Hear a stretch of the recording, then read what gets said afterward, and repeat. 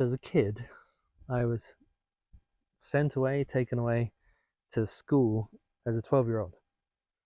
12-year-old boy going to all boys Catholic monastery school. Now, in ancient Sparta, they used to separate the boys from their families and go off to learn the art of war and warriorship and make you a man. And in many rites of passage around the world, there's this sense of separation as you come into puberty. So I understand a little bit of the biology about this, but I don't know if you've ever been to an English boarding school, but it certainly is a rite of passage, which is rather brutal, or it certainly was back then.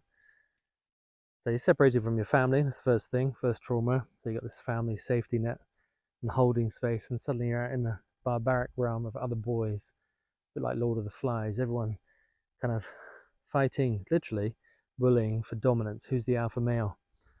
Packs of wolves hunting. And so I was pretty much bullied every day, and I'm not saying that as a victim, I'm saying that as like kind of was a victim, 12-year-old going there not expecting this kind of horrendous treatment and antagonism, and all the time testing.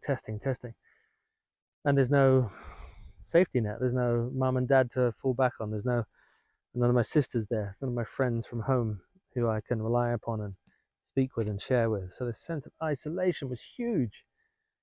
Right, on top of that, I'd just been sexually abused about 2 months before that by a man in the village at home and hadn't told anyone. So I'd buried these feelings. And yeah, it was really intense time.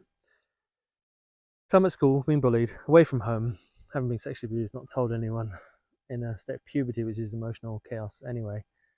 So I was in a pretty traumatic state, and I generally experienced terror most nights.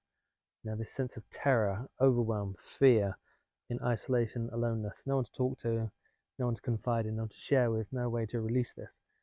And of course, 12-year-old, discovering masturbation. Wow, a relief. And it was the only way I could get to sleep, really. So this movement between the pain and the pleasure. Right, so these are my early experiences of sexuality, which is not really about sexuality at all. It was really trying to compensate for the pain that I was feeling. It's pretty much the only thing that allowed me to get to sleep at night time. These kind of haunting experiences, like the shame you're left with after sexual abuse is intense, the guilt that like I'm responsible in some fucked up way. And so I was carrying all of that in. So the reason I'm sharing this is really to talk a little bit more about pain and pleasure. You know, how as human beings we often are avoiding pain, seeking pleasure, and this pretty much could be the conundrum that most people are in on a daily basis. How can I avoid pain and seek pleasure?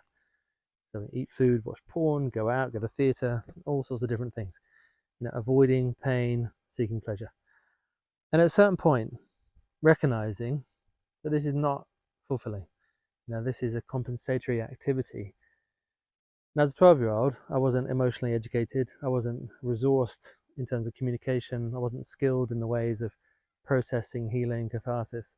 Didn't have any idea, no idea at all. So it's like I did what I could in that moment, which was protection, survival mechanism. And I'm sure we've all created like a tortoise with shell, like protective mechanism that defends us from the world, but also keeps us isolated from the world.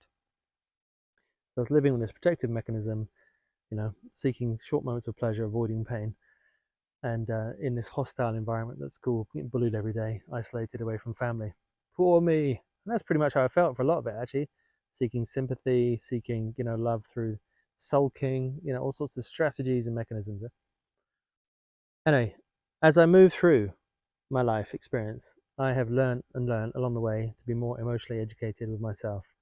I've learned to do more process work, inner child work, shadow work, healing work, and have come to peace with my sexual abuse, have come to peace with my bullying, have come to peace with being isolated from the family, and recognize that I did grow through these experiences, or in spite of them in some cases, and have integrated them and have become a lot more resourced and skilled. So this really is the breakthrough. This is what I really want to share, is how do you move out of this cycle of like forever seeking pleasure, avoiding pain, is to become more skilled at being with the pain, the difficulty, the challenges, the obstacles. Not running from them, not avoiding them, not denying them, facing them, feel them, knowing that you have the capacity to embrace the darkness, embrace the pain, embrace the wounding, embrace the fear, embrace the terror, embrace the difficulty. And that's what I've been in the process of gradually learning, and teaching what I've learned, sharing with others, because I feel this is incredibly important for us human beings to recognize and reconcile that we don't have to keep running from pain, from difficulty, from challenge.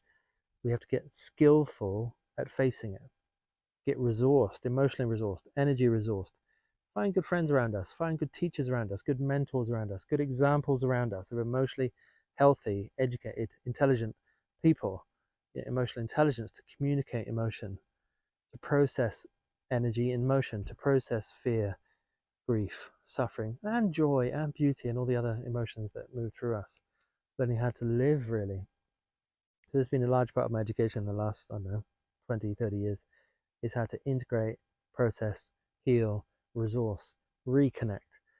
And as a consequence, I feel a lot more integrated and are not running from pain, not running from fear, not running from challenge or difficulty, rather being with what is, allowing, embracing, accepting, learning from, and moving onwards every step of the way with even more and more greatness, power, potency. But it's a journey. It's a huge journey of recognizing who and how we are, how we function, and what's possible. Hopefully, this is interesting for you. I'm sharing it because I feel it's important to share things that we've realized along the way. It's a way of giving gifts back. Sometimes our mess is our message. A lot of people say this these days, or our wound is our gift. And there's a lot of wounding, a lot of mess that I was in, and I've coming through, processing, finding my way into the light of self, the light of truth, the light of honesty and authenticity and naturalness. And this is good news to share. It is possible. It is possible to become a more skillful, more emotionally resourced, more energized, more present, more potent, and to really genuinely heal the past trauma, so we can really get into our state of fullness, so we can manifest a healthy, beautiful experience from here, from now, from our desires, and from our deepest heart wishes. Thank you for listening. Comment below if you want to. Share, interact. Let me know how it is for you. Ask me a question. What else would you like me to share about? Engage if you feel to. All right, thanks a lot from me. Bye for now.